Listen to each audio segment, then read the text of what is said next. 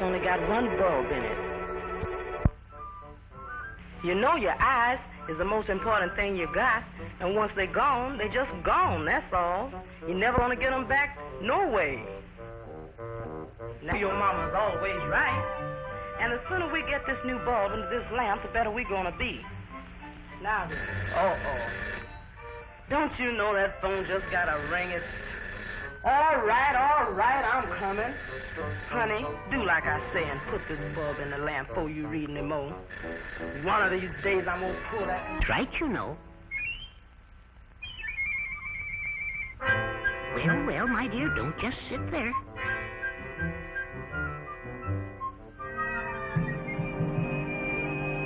Go... Help! My glasses. Steady now, steady. Careless children.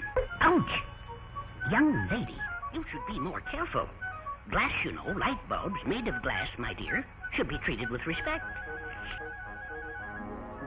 However, no real harm done. None at all. Our glass is made very strong and tough. Oh, allow me to introduce myself.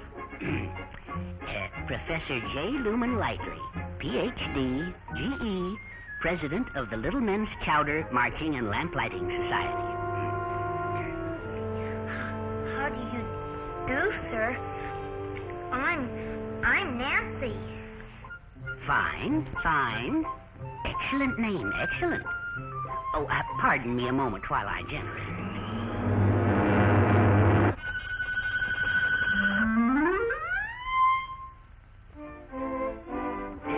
Now, don't be alarmed, Nancy. I'll be right with you.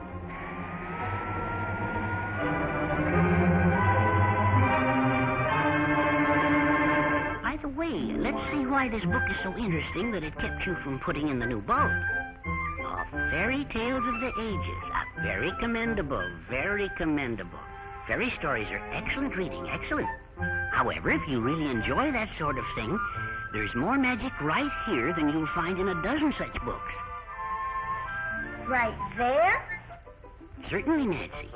Here in the lamp bulb. Now just hop inside for a minute and I'll show you. But I couldn't. I'm too big. Oh, fiddlesticks. Now you leave everything to me. Now just a second while I get up to speed. Here we go.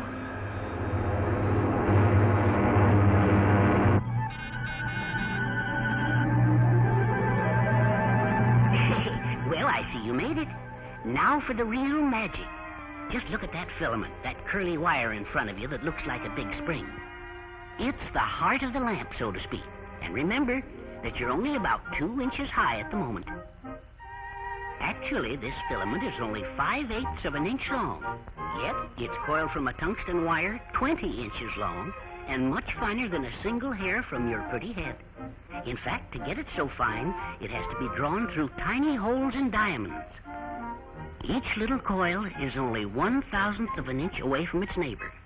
But they mustn't touch each other, or the lamp won't work properly. Now, how's that for magic, However, the tighter the filament is, the better it'll work because it won't lose so much heat. So we coil it again, which gets it down to its final length of only 5/8 of an inch. Coiled coils are only 7,000. None of the tiny coils or the bigger ones touch each other. By the way, Nancy, do you know how much 1,000th of an inch is? Well, it must be very small. Small indeed. Which just about 2/3 of 1/12th of nothing divided by 7. Yes, sir. And another thing. The filament controls the lamp life so that we have to regulate the filament design because the total radiation varies as the 4th power of the absolute temperature. And the life... Professor, I think I'm lost in that 4th power. Oh, sorry. I got wrapped up in my subject. But here's what I mean. How long a light bulb lasts depends largely on how hot the filament is burned. When our scientists know how a bulb is to be used, they control the temperature of the filament to give the proper balance between the most useful light and the longest life. How do you mean? Like this. A filament burned only red hot doesn't give much light, but will last for years. That's as it is in a heat lamp. But when you need a tremendous amount of light from a bulb, its filament has to burn at a superheat to produce that light, but will live as a photographic lamp. The bulbs you use in your home are so made that the filament burns at just the right temperature to give you lots of light economically useful. I suppose, Nancy, that you think a fine watch is a real marvel of accuracy. All those little screws and gears and things. But when you stop to think of the truly amazing precision and uniformity of this tiny bit of coiled wire, and when you also realize that we make millions of these little marvels all just alike, and remember that they're only one of many parts of a light bulb which you can buy anywhere in the United States for only a few pennies, I think you'll agree with me that you are at this moment standing inside an object as amazing as anything in your book of fairy tales, huh? Ah, yes. But we must get you out now. You do look a little bit cramped. There we are, as good as new. But don't go away. We're just getting started on this magic business. E to the x plus the square root of 2. Lamp rise up and light up too. Aha! Now then, here's a little number with a lot of very special magic. But it's just like the other one. Well, we'll see about that. Here, Nancy, take a good look. My goodness, it's tiny. Is it really a lamp? I mean, will it light up? Certainly. This midget grain of wheat lamp is used by doctors. It's only 1/16 of an inch wide and 1/2 an inch long. It burns less than 2/10 of a watt, and it would take 3,500 of these lamps to weigh 1 pound. Lamps of this type enable surgeons to perform delicate operations and examinations right inside the human body. These doctors have just used one to fish the safety pin out of this little boy's gizzard. And believe me, he's plenty happy about the whole thing. These tiny lamps are truly lifesavers. Now then, here's another little number that may interest you.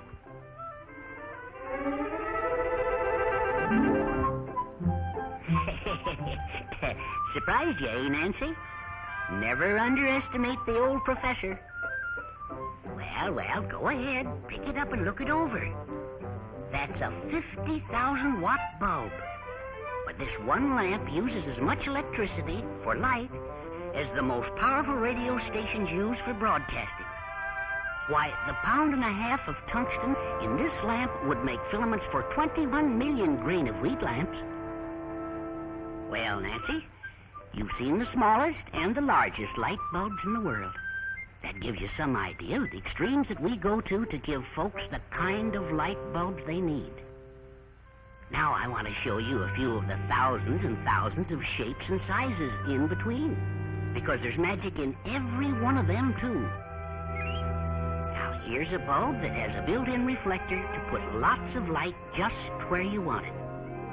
The bulb itself is made with a special reflector shape. Next, a thin layer of aluminum is vaporized on the inside of the glass. The bulb is then filled to just the right level with an acid which eats away the aluminum coating from the front of the bulb. The acid is then taken out and the bulb washed and dried, leaving the reflector part shiny and the front section clear. Bulbs of this type have a multitude of uses for flood and spotlighting.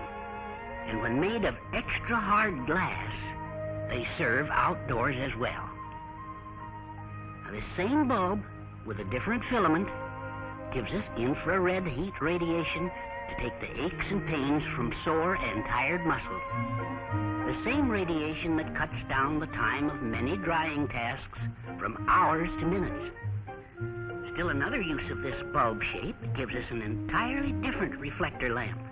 It is the sun lamp, which is rich in vitamin D and provides us with tanning ultraviolet radiation of nature's sunshine. Today, these three lamps bring the light, warmth, and health protection of sunlight indoors whenever and wherever we want it. Now we come to one of the most revolutionary lamps ever developed, the all-glass sealed beam headlamp that never grows dim.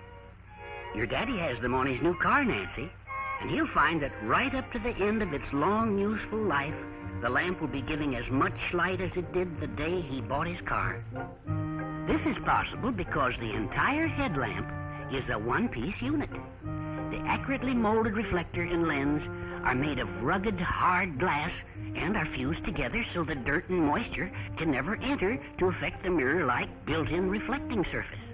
The whole thing is one big light bulb. You see, Nancy, old-type headlights were made of separate parts: lens, reflector, bulb, and gasket. And after a short time, the bulb got black, dirt and moisture tarnished the reflector, and cut the light way down, in half in many instances. Yes, in the old days, your dad's headlights were pretty difficult to drive behind. But now he can see comfortably and drive with much greater safety. He gets new car lighting always. The same revolutionary principle has been applied to many other types of lamps, such as the airplane landing light and the locomotive headlamp, which certainly have to be brilliant and dependable. Goodness, Professor Lightly, I never realized there were so many different kinds of such important light bulbs. That's true, Nancy. When most people think of light bulbs, they think only of the bulbs they use in their homes. They aren't aware of the fact that all the other lamp bulbs used in science, commerce, and industry have come from the same research that created the bulbs in their homes.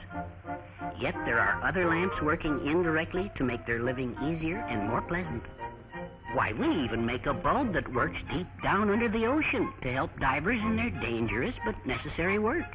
Now, just a moment while I get my magic wand. Now then, we'll go on a little trip and take a look at a few of these unusual lamps. Are you ready? Here we go. Integral x dx times 3. May the powers of light fly away with thee.